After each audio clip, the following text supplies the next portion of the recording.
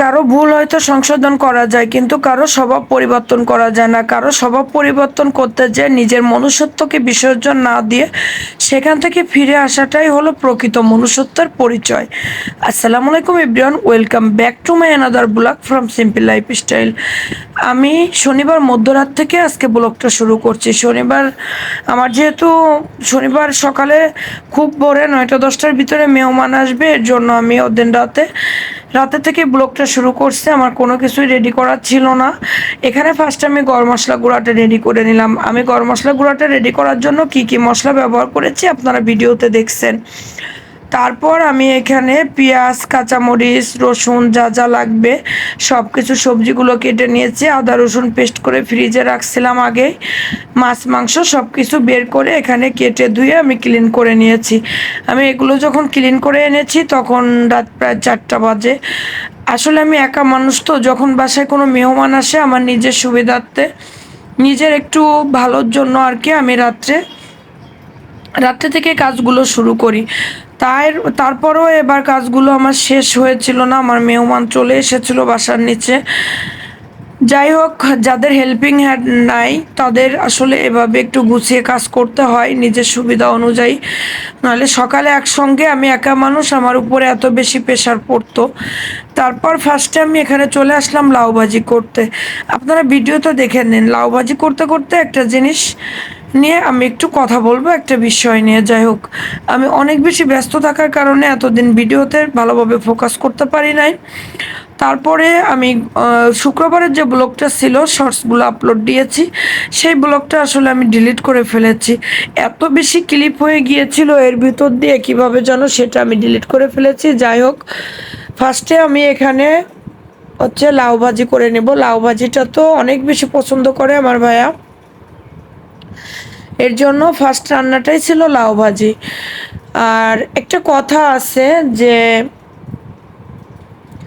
প্রত্যেকটা মায়ের, আমিও একজন মা, প্রত্যেকটা মায়ের দুইটি রূপ থাকে। সেটা হলো, একটা হচ্ছে তার সন্তানের সামনে, আর একটা হচ্ছে তার ছেলের বউয়ের সামনে প্রকাশ পায়। এসিপি পলাশার মা সেটাই দেখিয়ে দিয়েছে। একটা মায়ের জন্য কখনো একটা সন্তানের মৃত্যু হতে পারে সেটা আসলে কখনো কল্পনা করা যায় না। একচেটিয়া একজন মানুষকে দোষারোপ না করে আপনারা সব কিছু ভালোভাবে দেখে শুনে বুঝে তারপরে বিষয়টা বিচার করার চেষ্টা করবেন। যাই হোক, অনেক বেশি খারাপ লাগা কাজ করেছে এখানে। তবে সে এভাবে চলে না গেলেও পারতো, কারণ তার স্ত্রী তো সন্তান সম্ভব ছিল। তার স্ত্রী এখনো প্রেগনেন্ট অবস্থায় আছে, এই অবস্থায় তার এই সিদ্ধান্তটা না নিলে পারতো। তারপরও সে চলে গিয়েছে। এতটা স্বাধীনতাহীনভাবে কখনো একটা মেয়ে একটা জায়গাতে আসলে সংসার করতে পারে না। প্রত্যেকটা মানুষের লাইফে একটা স্পেস প্রয়োজন। সেই স্পেসটা যদি না দেওয়া যায় তাহলে কখনো সংসার করাটা সম্ভব হয় না। বর্তমানে আরও অনেক অনেক শাশুড়িরা আছে, তারা তো এত ক্ষমতা তাদের, তারা তাদের স্বামীর তৈরি করা ঘরও খালি করে দিতে বলতে পারে 1 সপ্তাহের ভিতরে। এই সমস্ত শাশুড়িদের একটা কথা বলা উচিত, তারাই শুধুমাত্র ছেলেদেরকে কষ্ট করে মানুষ করে, আর মেয়ের বাবারা হাওয়া খেয়ে খেয়ে তারপরে তাদের মেয়েকে মানুষ করে। তাদের মেয়ে মানুষ করতে কোনো কষ্ট হয় না। 18 বছর 20 বছর যদি একটা মেয়েকে তার বাবা যদি ভাত দিতে পারে, তাহলে আর কয়েকটা বছর কি সে কি দিতে পারবে না? একটা মানুষের বাংলাদেশে গড় আয়ু কত, কিন্তু বর্তমান আমাদের সমাজের মেয়েরা এত বেশি আর কি অবহেলিত আর নির্যাতিত এই একটা দিক থেকে। পরের বাড়ির মানুষ মনে করে যে ভাত কাপড়ের জন্যই হয়তো একটা মেয়েকে বিয়ে দেওয়া হয়, কিন্তু আমাদের সমাজের নিয়ম বাস্তবতার কাছে এভাবে হেরে যাচ্ছে এবং যায় হাজারো মেয়ে। আল্লাহ না করুক। আর সবসময় মেয়ে বিয়ে দেওয়ার সময় একটা জিনিস সতর্ক থাকবেন, একটা জিনিস দেখে সবসময় মেয়েকে বিয়ে দেবেন। যে ছেলের ঘরে বোন বেশি সেখানে মেয়ে বিয়ে দেবেন না। আর যে ছেলের ফ্যামিলিতে মার কথায় চলে, বাবা হচ্ছে নাউন আর মাউন, আর বোনরা হচ্ছে এক একজন ম্যাজিস্ট্রেট, তারা শ্বশুরবাড়িতে সংসার করতে যাওয়ার পরও বাবার বাড়ি নিয়ে তাদের মাথা ব্যথা অনেক বেশি।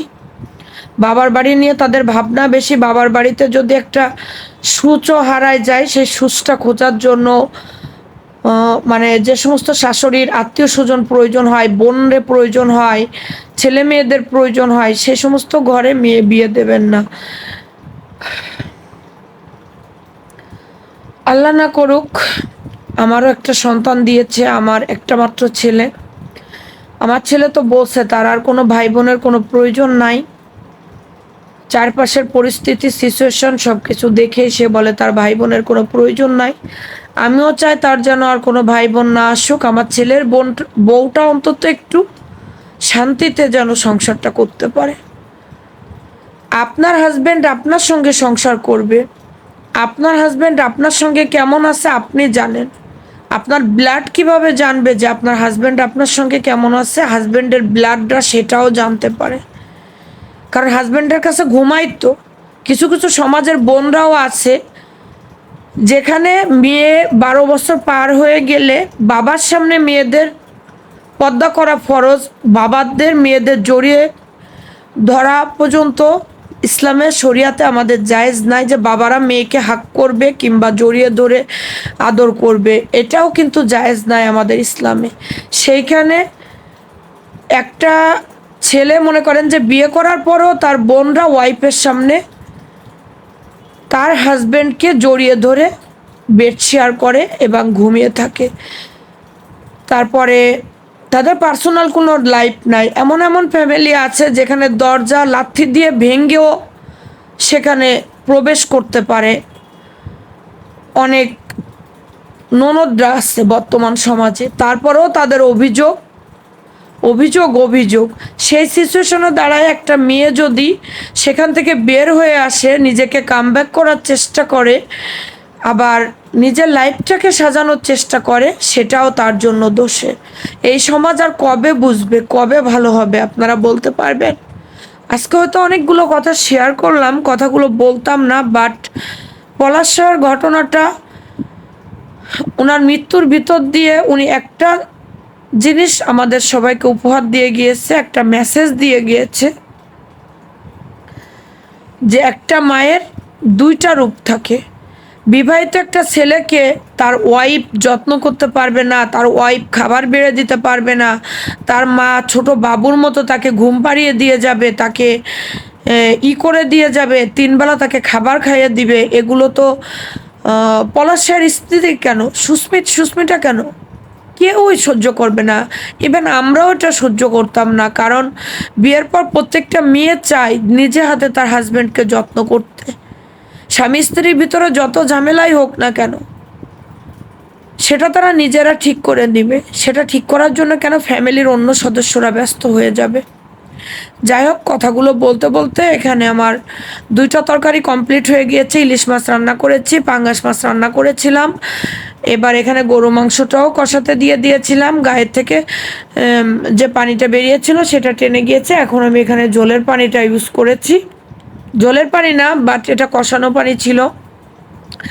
আমার মাংস রান্না করতে একটু সময় লাগে, বাট আমার মাংসের কালারটা অনেক বেশি সুন্দর হয়।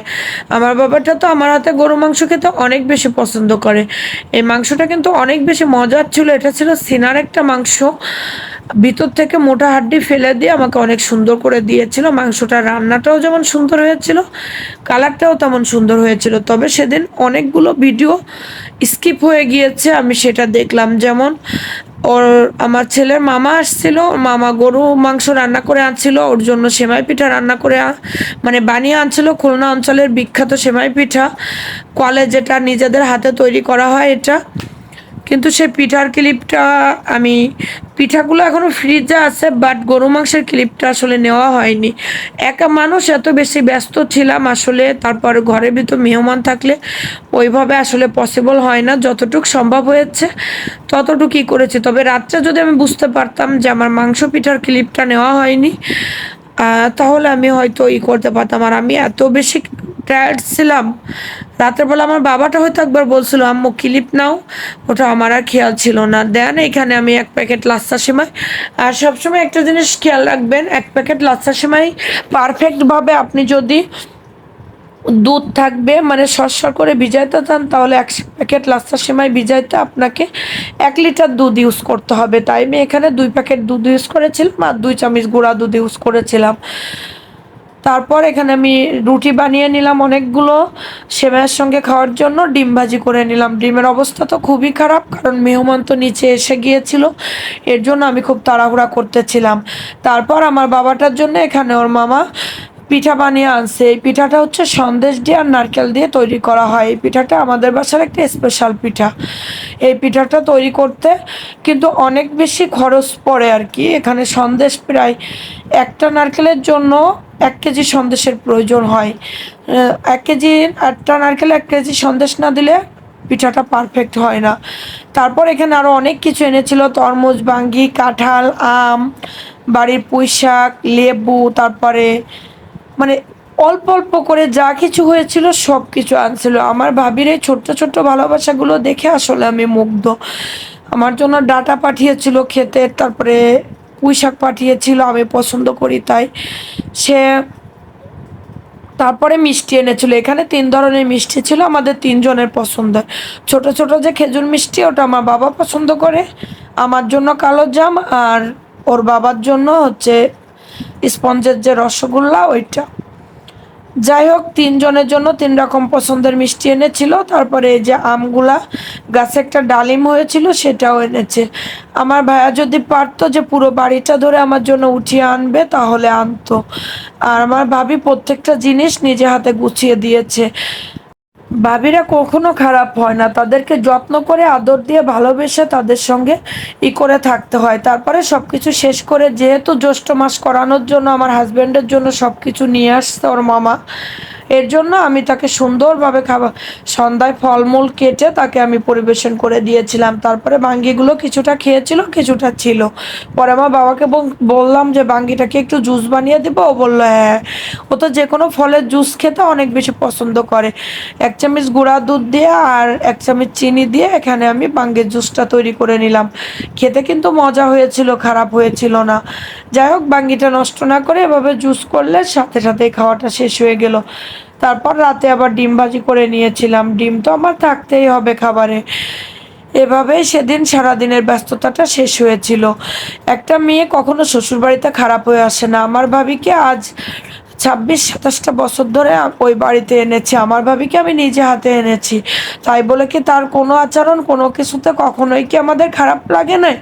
লেগেছে অবশ্যই, তবে সেটা মানিয়ে অ্যাডজাস্ট করে চলার চেষ্টা করতে হয়। আপনি যদি পরের বাড়ির একটা মেয়ের সঙ্গে সবসময় যদি একটা হিংসাত্মক মনোভাব নিয়ে থাকেন, সবসময় যদি তাকে দোষারোপ করেন, তাহলে সে কখনো ভালো হয়ে উঠতে পারবে না এবং হওয়ার চেষ্টাটাও করবে না। আল্লাহ হাফেজ, ভালো থাকবেন সবাই, সুস্থ থাকবেন। আমার আর আমার বাবাটার জন্য দোয়া করবে।